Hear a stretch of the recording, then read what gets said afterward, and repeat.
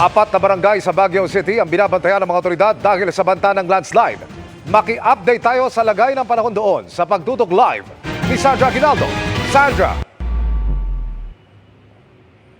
Emil, nasa ilalim na nga ng signal number 3 itong Baguio City at ang Benguet at buong maghapon, Emil, ay naging makulimlim ang panahon at ngayong gabi po ay nagsimula ng umambon. Ganun pa man, meron tayong ilang mga kababayan na nakuha pa rin mamasyal dito sa City of Pines. Makulimlim ang langit, malamig ang simoy ng hangin. Kaya kaninang hapon sa Burnham Park, tuloy ang pamamasyal ng ilan nating mga kababayan kahit nasa signal number 2 ang syudad. Galing pa sa Canada ang 3 sa magkakaibigang ito na nakilala namin sa Burnham Park. Dahil nakabook na ang hotel at nakalatag ang schedule ng mga pasyalan, tinuloy nila ang lakad. Tinuloy talaga namin kasi madami pa kaming binook na accommodation. So from here, pa kami La Union at Vigan. Nakamonitor kayo sa inyo? Yes. Opo.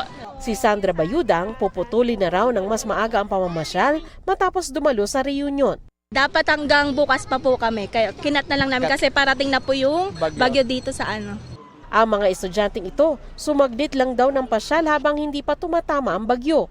Kanina kasi ma'am, after katatapos lang ng parang namin ng exam, yung parang reinforcement, nakaka-stress din. Ayon sa Baguio CDRRMO, bandang 2:00 ng madaling araw inaasahang mararamdaman ang hagupit ng bagyong Christine dito at bandang 5:00 ng madaling araw maaring maranasan ang pinakamalakas na ulan.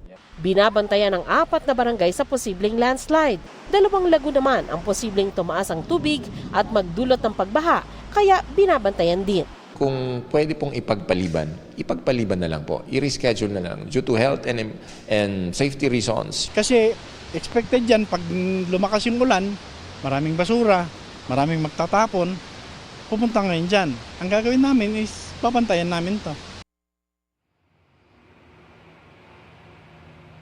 Emil, bukas pinapaalalahanan po ng LGU, yung mga residente at saka yung mga turista rito na manatili muna sa loob ng kanilang mga bahay o hotel kung wala namang pakay na mahalaga sa labas. Yan muna po pinakahuling ulat mula dito sa Baguio City. Emil?